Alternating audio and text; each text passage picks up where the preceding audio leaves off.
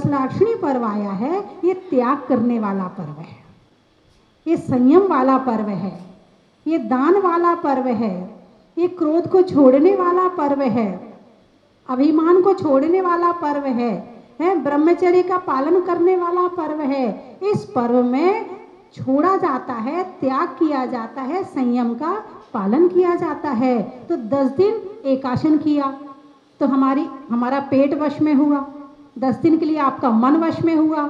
10 दिन तुम नहीं मांगता, मन आपका मांगता है क्या? बाजार का भोजन मांगता है क्या मन? अरे बोलिए ना, नहीं मांगता। क्यों नहीं मांगता है? क्योंकि आपने मन में संकल्प ले लिया है, अरे अब तो दशलाक्षणी लग रही है, 10 दिन बाहर का नहीं खाना। मन संकल्पित हो गया। मन क्या हो गया? नियम किसको दिलाना है, शरीर को कि मन को? नियम किसको दिलाना है? मन को। और मन में भाव बना लिए तो शरीर तो अपने आप काम करेगा। हम मन को बिगाड़ लेते हैं, इसलिए शरीर बिगड़ जाता है। अब 10 दिन आपका मन ना तो घर में लड़ाई झगड़ा करेगा कि ये खाना वो खाना, नहीं करेगा। 10 दिन बाजार का नहीं मांगेगा। और बहुत से लोग होंगे जो 10 दिन का उपवास करेंगे। यहाँ पर शिविर लग रहा है, उसमें भी कुछ उपवास करने वाले आ रहे हैं काफ़ी। यहाँ पर धर्म प्रभावना होगी। पहली बार जब इस क्षेत्र पर पहली बार शिविर लगाया तब 20-25 लोग बैठे थे, फिर दूसरी बार लगाया तो 60-70 लोग बैठे, फिर तीसरी बार लगाया तो 100-150, अब इस बार तो 200-250 लोग हो रहे हैं। आनंद बढ़ता जा रहा है शिविरार्थियों का।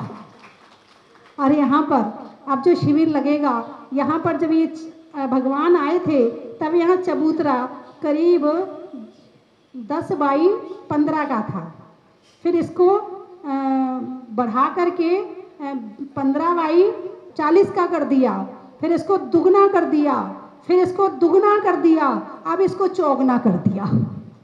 यानी चबूतरा बार बार बनवाने पड़ रहे। अब मैं सोचती हूँ भगवान का पंच कल्याण होके जल्दी से मंदिर में तो जाना है, इतने में काम हो जाएगा, लेकिन काम ही नहीं हो रहा।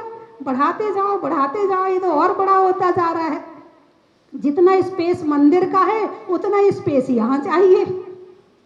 भगवान बड़े हैं, शायद हमारी देखने की नज़र बड़ी नहीं है। तो 10 दिन के लिए आप अपने मन को शांत कर लेते हैं कि ऐसा भोजन नहीं करना, ये तो मन शांत हो गया। मन शांत हो गया। अब आपको कुछ लोग होते हैं जो एकासन करते हैं। करते कौन करता है एकासन? मन करता है कि शरीर करता है? बोलिए। मन करता है। मन ने संकल्प ले लिया कि चाहे कुछ हो जाए मुझे करना है तो करना है।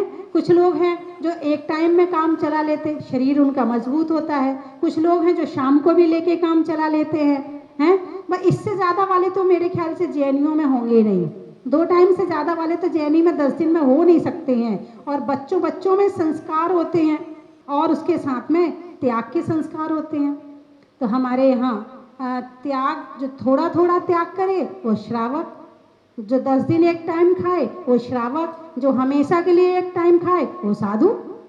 ये आपको 10 दिन क्या करवाया जा रहा है? कभी साधु बनने की भावना हो ना, कोई दिक्कत नहीं है। हम जब 10 दिन एक टाइम खा सकते हैं तो महीने भर भी खा सकते हैं, और जब महीने भर खा सकते हैं तो साल भर भी खा सकते हैं, और जब साल भर खा सकते हैं तो हमेशा के लिए खा सकते हैं। ये आपकी तैयारी करवाई जा रही है इच्छाओं के त्याग की, अहिंसा धर्म के पालन की। तो आचार्य विमल सागर जी, वात्सल्य रत्नाकर, जो कि सोनागिर में बहुत प्रवास रहा, कई चतुर्मास हुए, शिखर जी में कई चतुर्मास हुए और काफ़ी भ्रमण भी किया।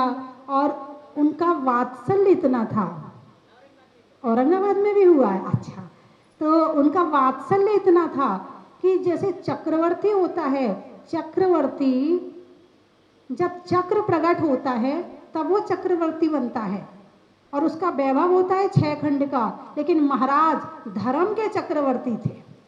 उनका क्या विशाल संघ था और किसी को भी नाराज नहीं, सबको आशीर्वाद देते थे और श्रावकों पर तो भरपूर लुटाते थे। हजारों त्यागी व्रती बनाए। जैन धर्म की अपूर्व प्रभावना करी है उन्होंने, आचार्य विमल सागर जी महाराज ने। और उस प्रभावना के साथ में त्यागियों को तैयार किया क्योंकि पहले के समय में त्यागी बहुत कम होते थे और उन्होंने त्यागियों को तैयार किया, मुनिराज बनाए और उन्होंने संयम का पालन सिखाया और उस बड़े संघ को उस तरह से उन्होंने पाला जैसे लोग अपने बच्चों को पालते हैं। मैंने दर्शन उनके 2-3 बार किए हैं, ज़्यादा नहीं किए, लेकिन उनका जो देखने का तरीका, जो उनका बोलने का, आशीर्वाद देने का, जो उनका ज्ञान, उनकी भक्ति, उनकी तपस्या, उनका त्याग, अन्न नहीं खाते थे। यहाँ तो एक दिन एक रोटी कम मिले तो शाम को जल्दी खाना दे दो, सुबह रोटी कम खाई थी। करते नहीं करते, एक रोटी कम पड़ जाए चौके में तो घर में आफत आ जाती है कि आज रोटी कम पड़ गई।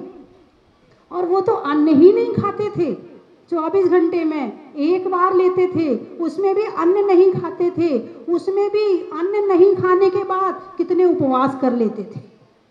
चतुर्मास में 1 उपवास, 2 उपवास, 3 उपवास, कितने उपवास कर लेते थे। आचार्य सुमति सागर और आचार्य विमल सागर दोनों समकालीन हैं और दोनों बराबर बराबर से साथ साथ जैसे रहे हैं और काफी उनका प्रेम भी बहुत था। हैं, इधर सोनागिर में 20 पंथी कोटि में आचार्य विमल सागर जी रहते थे, 13 पंथी में आचार्य सुमत सागर जी रहते थे, शिखर जी में विमल सागर जी रहते थे, त्यागीव्रती आश्रम में आचार्य सुमति सागर जी रहते थे। काफी दोनों का साथ रहा है और दोनों ने बड़े अच्छे से अपनी अपनी आमनाओं के अनुसार दोनों ने धर्म की प्रभावना करी है और दोनों तपस्वी थे। आचार्य विमल सागर जी महाराज जैसे तपस्या करते थे ऐसे ही तपस्या आचार्य सुमति सागर जी भी करते थे। ऐसे ही उनके चतुर्मास में 1 आहार 1 उपवास पहले महीने, दूसरे महीने में 1 आहार 2 उपवास, तीसरे महीने में 1 आहार 3 उपवास, चौथे महीने में 1 आहार 4 उपवास। विचार करो, यहाँ सुबह खाया है तो शाम को चाहिए। यहाँ 10 दिन एक आसन करने का नंबर आ जाए तो टेंशन हो जाती है, अब एक आसन कैसे करेंगे, अब अष्टमी आ रही है कैसे करेंगे। यहाँ सोचते इस बार ना 10 लाक्षणी तो एक आसन करना ही करना है, और जैसे ही 10 लाक्षणी आई, अच्छा पंचमी का नहीं, अब तो अष्टमी का कर लेंगे, बस 2-3 कर लेंगे, ज़्यादा क्या करना है। अब अष्टमी आई, अब अष्टमी रहने तो चतुर्दशी का कर लेंगे। अब चतुर्दशी आई, अब भूख लग जाती, क्या करें, चलो अब उपवास तो होता नहीं है, एक टाइम खा के कर लेंगे, एक टाइम, अरे अब तो शाम को भी लग रही है, लावई लगा दे थाली शाम। ये हाल होता है। और वहाँ हमारे इतने तपस्वी साधु, आपको भूख लगे, आपको प्यास लगे तो अपने साधुओं की तरफ देखो, जब वो सारी जिंदगी एक बार खा के रह सकते हैं तो क्या आप 10 दिन के लिए एक टाइम नहीं खा सकते? 10 लाक्षणी की तपस्या नहीं कर सकते? आचार्य विमल सागर जी स्वयं इतने तपस्वी थे और जो भी उनकी संगति में आता था उनके जैसा तपस्वी बनने का प्रयास करता था। उन्होंने ऐसे समय में दीक्षा ली जिस समय में साधु बहुत कम थे और बड़ी कठोरता से संयम का पालन किया और भक्तों पर भी बहुत आशीर्वाद लुटाते थे। बड़े बड़े भक्त लाइन में लगे रहते थे उनके दर्शन के लिए, निमित्त ज्ञानी थे, यहीं बैठे बैठे बता देते थे ये ऐसा होगा, वहाँ ऐसा होगा, वहाँ ऐसा होने वाला है। कोई जिसे जो पूछता था उसे बिल्कुल, और उनकी बात पत्थर की लकीर होती थी, जो उन्होंने कह दिया है बस वैसे ही होना है। निमित्त ज्ञानी थे। किसी की समाधि होनी हो, इतने बजे समाधि होगी, उतनी बजे होती थी समाधि। ऐसे ऐसे हमारे मुनिराज हुए हैं। कारण क्या है? इच्छाओं के त्याग से अहिंसा धर्म का पालन हुआ और अहिंसा धर्म के पालन से शक्तियां प्रकट हो गई। शक्तियां किससे प्रकट होती हैं? अहिंसा धर्म के पालन से। यदि आपके घर में भी कोई त्यागी व्रती हो तो उसका आप मान मत करना, बाजार का नहीं खाता और वो उसका आप मान मत करना, वो धर्मात्मा है तुम्हारे घर का। और धर्मात्मा के अंदर शक्ति होती है, उसका आशीर्वाद लेना, उसकी दुआ लेना कि हम तो कुछ नहीं करते हैं, हमारे घर में एक त्यागी व्रती है, कम से कम इसी के पैर दबा लें। बाहर किसके पैर दबाने जाएं, इसी के पैर दबा लें। और आचार्य विमल सागर जी की वैया वृत्ति के लिए तो लोग तरसते थे। बंधुओं, यदि कुछ सीखना चाहें तो संसार में साधु हैं, और नहीं सीखना चाहें तो भोगों से पड़ा हुआ संसार पड़ा है, वहीं रहो सारी जिंदगी। उसी भोगों को में लीन होकर जन्म लिया है और उसी भोगों को भोगते हुए चले जाओ। यदि अच्छा बनना है तो आचार्य विमल सागर जी महाराज से शिक्षा लो कि उन्होंने कितनी छोटी उम्र में दीक्षा ले ली और दीक्षा लेकर के सारी जिंदगी संयम का पालन करते हुए समाधि का शिखर पर कलश चढ़ाया और आज भी लोग उन्हें बड़े भक्ति से याद करते हैं। आपने भजन सुना होगा, उन्हें मृत्यु ने हमें मृत्यु के समाचार ने मारा। रविंद्र जैन ने उनके बहुत अच्छे अच्छे भजन बनाए हैं और उन्हें सुनने के बाद तो ऐसा लगता है कि महाराज सामने खड़े हो गए। बंधुओं, आचार्य श्री की स्मृति आज हमारे स्मृति पटल पर है और उनके जैसा साधु मुझे नहीं लगता कि अभी है यहाँ पर। उनके जैसा और अच्छा और कैसा भी हो सकता है, लेकिन उनके जैसा नहीं है। कोई चला जाए, बच्चा चला जाए, बूढ़ा चला जाए, सबको आशीर्वाद देना। मैं शिखर जी की वंदना करने जा रही थी तो उस समय थोड़ी बादल, मौसम खराब हो रहा था, सबने मना किया। मैंने कहा नहीं, मैं तो जाऊंगी। फिर मैं आचार्य जी के पास दर्शन करने की, इनके दर्शन करके फिर निकलूँ वंदना के लिए। उनके दर्शन करने गई तो मैंने कहा महाराज श्री वंदना करने जा रहे, आशीर्वाद दे। नहीं नहीं, अभी नहीं जाना, कल जाना वंदना के लिए। Program cancel. सबने मना किया, नहीं माने। उन्होंने मना किया, मान लिया। जो किसी की बात नहीं मानता था वो उनकी बात मान लेता था। और ऐसा नहीं कि वो क्रोध में कहते थे, गुस्सा करके कहते थे, वो कहते थे बड़ी सरलता में, बड़ी सहजता में, और लोग उनकी बात मान लेते थे। हैं ऐसे कई उदाहरण है। अभी एक परिवार ने आके बताया, बोले मेरा बच्चा बोल नहीं पाता था, हम महाराज के पास ले गए, उन्होंने एक मंत्र दिया और कुछ खिलाने के लिए कहा, वो बिल्कुल ठीक हो गया, खूब अच्छा बोलने लगा। ऐसे कई उदाहरण हैं कि चाहे तुम्हारे गृहस्थी संबंधी परेशानी हो और चाहे धार्मिक समस्या हो, उनके पास सब चीज का समाधान था। 29 दिसंबर 94 में, क्योंकि आचार्य श्री विमल सागर जी और आचार्य श्री सुमति सागर जी दोनों की समाधि 4-5 महीने के मेरे ख्याल से अंदर में हो गई थी, या 1 साल के अंदर में। दोनों रहे भी साथ साथ और गए भी साथ साथ। तो इस तरह से उनका जीवन बड़ा ऐतिहासिक है।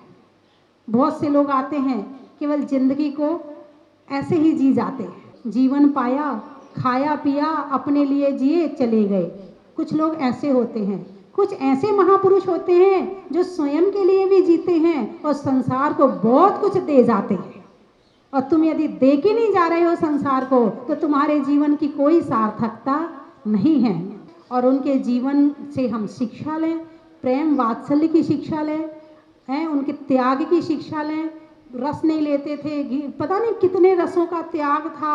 और अन्न में भी कोई एक भी अन्न नहीं लेते थे, और जो लेते थे बड़ा सूक्ष्म लेते थे, बड़ा थोड़ा सा लेते थे। यानी शक्ति जो है जरूरी नहीं कि खाने से आए, शक्ति तपस्या से आती है। किससे आती है? तपस्या से आती है। तो आप लोग अपने जीवन में इस तपस्या को, जो समय आ रहा है, खोना मत, जरूर करना। जितनी तपस्या हो सके जरूर करें। बोलिए 24वें भगवान की। रहने के लिए भवन का, साधुओं के लिए वन का, और आचार्य श्री के जीवन का, नाव में खेने का, दान के देने का, और आचार्य श्री के जीवन से शिक्षा लेने का। हिंदी में मात्रा का, स्कूल में छात्रा का, आज आपकी जहाजपुर की यात्रा का। बीज में बोने का, कमरे में कोने का, और आप सबके पंचकल्याणक में आने का। बच्चों में नाटक का, योगा में त्राटक का, और आने वालों में कर्नाटक का। नहीं होने में विवाद का, भोजन के प्रसाद का, और आने वालों में औरंगाबाद का। पानी में गागर का, सागरों में हिंद महासागर का, और आने वालों में MP सागर का। बोलिए 24वें भगवान की। भारतीय श्रमण संस्कृति की परंपरा में वात्सल्य रत्नाकर परम पूज्य आचार्य श्री 108 विमल सागर जी मुनिराज इस शताब्दी के प्रमुख आचार्य थे, जिन्होंने अपना संपूर्ण जीवन स्वपरहिताय समर्पित किया। 18 सितंबर सन 1916 विक्रम संवत 1973 ओसोज बदी सप्तमी को कोसमा जिला एटा उत्तर प्रदेश में जन्मे होनहार बालक नेमीचंद ने सन 1952 विक्रम संवत 2009 फाल्गुन शुक्ल त्रयोदशी को सिद्ध क्षेत्र सोनागरी जी जिला दतिया मध्य प्रदेश में तीर्थ भक्त शिरोमणि परम पूज्य आचार्य श्री 108 महावीर कीर्ति जी मुनिराज से दिगंबरी मुनि दीक्षा ग्रहण कर मुनिराज विमल सागर जी मगसिर वदी दूज विक्रम संवत 2017 आचार्य पद से विभूषित हुए। तदोपरांत उन्होंने पूरब से पश्चिम और उत्तर से दक्षिण भारतवर्ष की 4 बार पदयात्रा श्री विहार करते हुए जन जन को अहिंसा अनेकांत अपरिग्रह का उपदेश देकर लाखों जीवों को सन्मार्ग पर लगाया एवं शताधिकार भव्य जीवों को अपने पावन कर कमलों से संस्कारित दीक्षित कर मोक्ष मार्ग का पथिक बनाया, जो वर्तमान में आचार्य उपाध्याय मुनिराज एवं आर्यका माताजी जैसे पावन पदों पर प्रतिष्ठित है तथा धर्म के प्रचार प्रसार अविस्मरणीय योगदान प्रदान कर रहे हैं। वात्सल्य रत्नाकर आचार्य श्री विमल सागर जी महाराज का श्री शाश्वत तीर्थराज श्री सम्मेद शिखर जी में 29 दिसंबर 1994 को सायंकाल 4:27 पर उध्वरोहण हो गया था। तो आइए हम ऐसे महान संत के जीवन परिचय पर एक नजर डालें।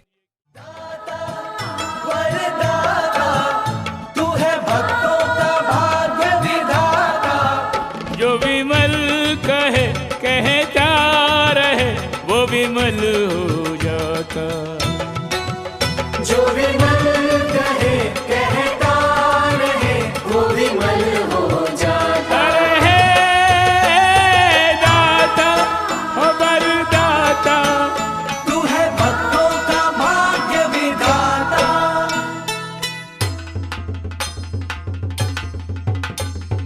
विमल मुनींद्र तेरी सदा ही जय, अतिशय यतीन्द्र तेरी सदा ही जय।